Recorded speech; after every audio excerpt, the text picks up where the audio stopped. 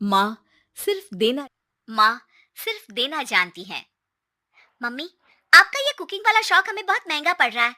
घर में सब कुक के हाथ का बना खाना खाते हैं, फिर भी आप अलग से खाना फेंकने के लिए क्यों बनाती हो? पता भी है कि इस तरह कितना पैसा खर्च होता है।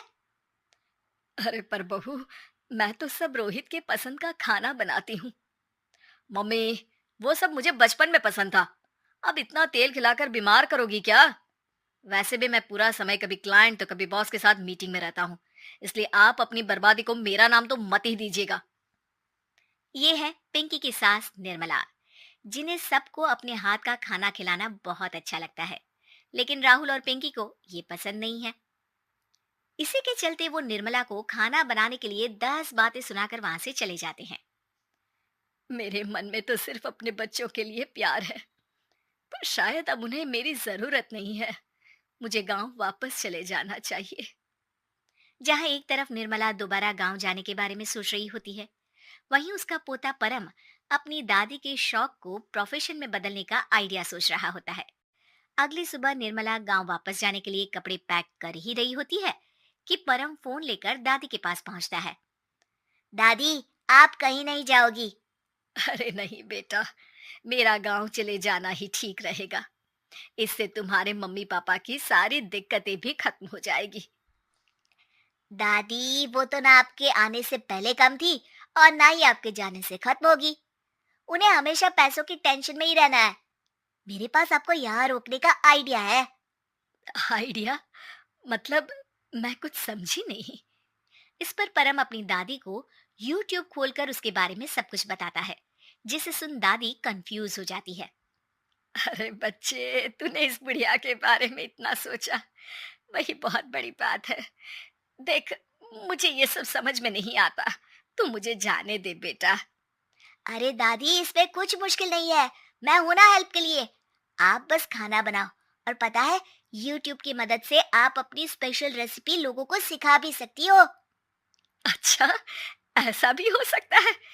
मतलब बस घर बैठे मैं दूसरे लोगों को सिखा दूंगी? सिर्फ कुछ लोगों को नहीं, पूरी दुनिया को सिखा सकती हो, और उसके लिए आपको सिखाने के पैसे भी मिलेंगे दादी। इस पर बहुत देर तक दादी को YouTube के बारे में समझाकर आखिर में परम उन्हें कन्विंस कर ही लेता है, जिसके बाद वो गांव जाने का प्लान कैंसिल कर YouTube चैनल शुरू कर देती हैं। हमने ये शुरू तो कर दिया, पर इससे कहीं रोहित और पिंकी को दिक्कत ना हो बेटा। दादी, वो आपके बारे में नहीं सोचते तो आप क्यों उनके बारे में इतना सोच रही हो?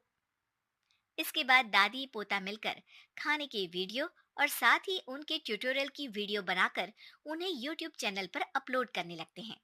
सब खुशी से चल रहा होता है कि कुछ हफ्तों में ही पिंकी को इसकी खबर हो जाती है। हमारी पीठ पीछे घर में ये सब क्या चल रहा है? अरे मम्मी, आपको तो अपना टाइम पास करना है, पर उसमें मेरे बेटे का फ्यूचर क्यों खराब कर रही हो? पढ़ाई के टाइम आपके साथ किचन में लगा रहेगा तो फेल ही हो जाएगा ना। वैसे इस YouTube वाले के शौक के लिए आप जो फैंसी डिशेस बना रही हो, उसके पैसे कहाँ से आ रहे हैं? मम्मी, आपको हमेशा पैसों की चिंता ही क्यों लगी रहती है? और रही बात मेरी पढ़ाई की, तो आपसे ज्यादा दादी को उसकी चिंता है। इसीलिए मेरी पढ़ाई के बाद ही वो ये काम करती है। परम, अपनी मम्मी से बात करने का ये कौन सा तरीका है? और मम्मी ने पैसों के बारे में कुछ गलत तो नहीं पूछा? जब घर में हम दोनों कमाते हैं तो ये पूछने का अधिकार तो है कि पैसे कहाँ इस्तेमाल हो रहा है। मम्मी का ये जानना जरूरी बनता है। पापा, आप अपनी मम्मी से कैसे बात करते हो, ये तो मैं देख ही रहा हूँ। तो आपके मुंह से ये बातें तो अच्छी नहीं लगती। और रही बात पैसों की, तो आप दोनों हर समय मुझसे दूर रहने की कंपेंसेशन में जो पॉकेट मनी देते हो ना, हम उसी से ये सब कर रहे हैं। इस पर परम अपनी दादी को लेकर वहां से चला जाता है, जिसके बाद पिंकी और रोहित YouTube चैनल बंद करवाने की बहुत कोशिश करते हैं, लेकिन परम ऐसा होने नहीं देता। इसी तरह महीने बीत जाते हैं, पर चैनल का कुछ खास ग्रोथ ना देखकर निर्मला निराश हो जाती है। हम इतनी मेहनत करते हैं, फिर भी आज तक मैं तेरा 1 रुपया भी वापस नहीं कर पाई। अब तो रोहित ने तुझे पैसे देने भी बंद कर दिए और तेरी सारी सेविंग्स भी खत्म होने को आई है। बेटा, मुझे लगता है कि हमें ये सब बंद कर देना चाहिए। दादी, YouTube चलने में मेहनत के साथ ढेर सारा सब्र भी लगता है। देखना, कुछ महीनों में सब सिर्फ आपको ही देखेंगे, और अगर फिर भी कुछ नहीं हुआ तो बंद कर देंगे। परम की बात से दादी मान जाती हैं और वो अपना काम जारी रखते हैं। अगले ही महीने पूरी दुनिया में लॉकडाउन लग जाता है, जिसमें सब घर में तो बंद हो जाते हैं, लेकिन साथ ही पिंकी की जॉब चली जाती है और रोहित के ऑफिस में भी ज्यादा अच्छे हाल नहीं होते। लेकिन वहीं लॉकडाउन के असर में निर्मला के सब्सक्राइबर्स और व्यूज बढ़ने लगते हैं।